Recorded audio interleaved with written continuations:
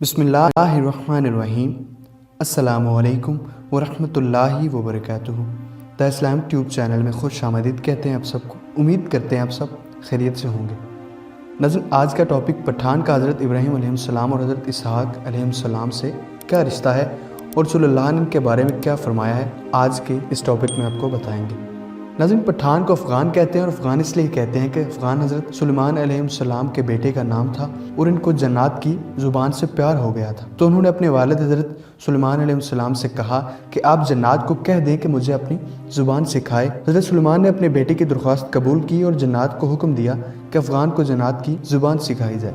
وہ زبان بعد میں پختونوں کے نام سے پہچانی گئی۔ پٹھان کی اصلیت اور قومیت کے بارے میں دلائل ہیں، وہ یہ ہے کہ پٹھان حضرت ابراہیم علیہ السلام کی اولاد میں سے ہیں اور حضرت اسحاق علیہ السلام کی اولاد میں سے ہیں، اور قومیت سے یہ لوگ بنی اسرائیل ہیں۔ انگریز مورخین اس کے بارے میں کیا لکھتے ہیں، اس سے بھی آپ کو آگاہ کریں گے۔ اس سے پہلے کہ ویڈیو کو باقاعدہ آغاز کیا جائے، آپ سے گزارش کرتا چلوں کہ آپ اس ویڈیو کو آخر تک لازمی دیکھیے۔ اگر آپ ہمارے چینل دا اسلامک ٹیوب پر نئے ہیں تو ہمارے چینل کو لازمی سبسکرائب کیجیے اور ساتھ ہی بیل آئیکن پر کلک کیجیے تاکہ مستقبل میں آنے والی اسلامک معلوماتی ویڈیوز کا نوٹیفیکیشن آپ کو ہر وقت بر وقت مل سکے۔ ناظرین، پٹھان جو ہیں ان کے بارے میں انگریز مورخین کہتے ہیں کہ پٹھان قوم آرجینیا کے ایک حصے میں رہتی تھی، اور آرجینیا کے لوگ کا دعویٰ ہے کہ افغان یا پٹھان آرجینیا میں سے ہیں، کیونکہ البانیہ کے افغان جو کہ بعد میں افغان ہیں وہ آرجینیا سے ہندوستان کی طرف چل پڑے۔ ایک اور مورخ لکھتے ہیں کہ اسرائیل کے قبائل بہت تکلیف مصیبتوں کے بعد افغانستان میں آباد ہو گئے۔ جب حضور اکرم صلی اللہ تعالیٰ علیہ وآلہ وسلم نے اسلام کی تبلیغ شروع کی تو لوگ جوک در جوک اسلام میں داخل ہونے لگے، تو اصل پٹھان قوم کا سردار جس کا نام قیس عبد الرشید تھا، وہ اپنے پورے خاندان کے ساتھ حضرت محمد صلی اللہ تعالیٰ علیہ وآلہ وسلم حضور حاضر ہوا اور اپنے پاک کے ہاتھ پر بیعت کر کے مسلمان ہو گیا۔ اس لیے دنیا بھر میں جہاں بھی آپ کو پختون ملیں گے وہ مسلمان ہوں گے۔ دنیا میں پختون ہی وہ واحد قوم ہے جس کے اسلام کے بغیر کوئی دوسرا مذہب نہیں ہے۔ اگر پختون سے پوچھا جائے کہ آپ پہلے مسلمان ہیں یا پختون، تو جواب ہوگا کہ میں 5000 سال سے پختون ہوں اور 1400 سال پہلے مسلمان ہوا۔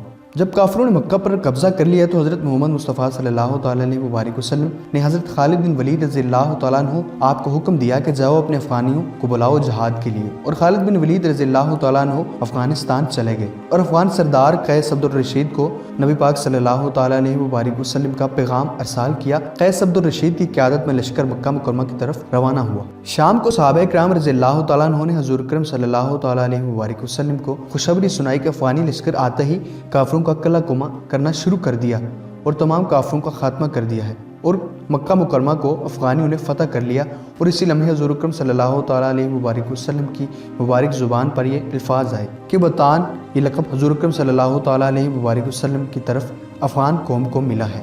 بطان لفظ عربی زبان کا ہے، یعنی سخت ترین لکڑی، وہ جو سمندر جہازوں میں لگائی جاتی ہے، جسے سمندری پانی بھی کمزور نہیں کر سکتا۔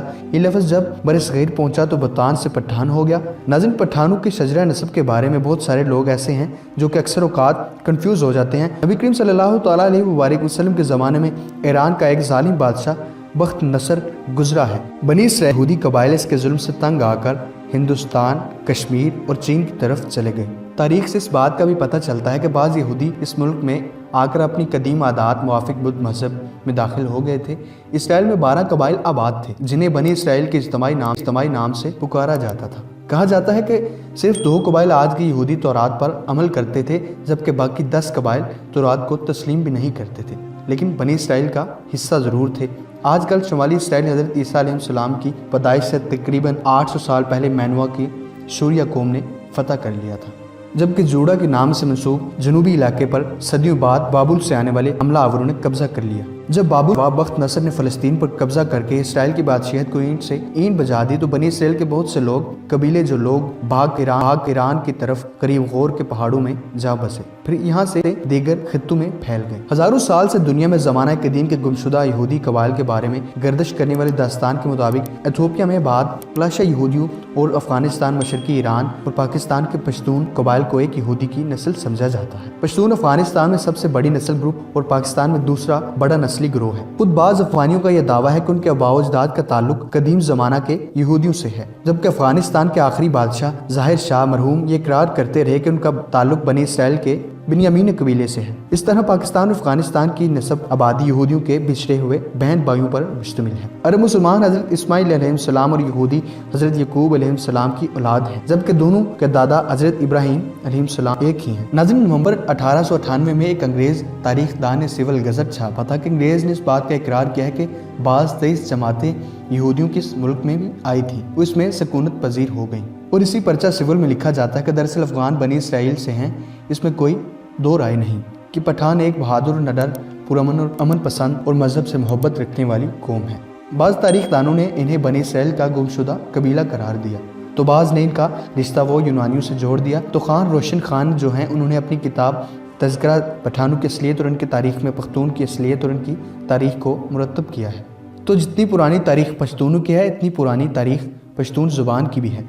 अफ़गानिस्तान और पाकिस्तान में ये बोली और पढ़ी जाती है। ये अफ़गानिस्तान की सरकारी और कौमी ज़ुबान भी है, इस वजह से इसे बैनुल-अक़वामी हैसियत भी हासिल है।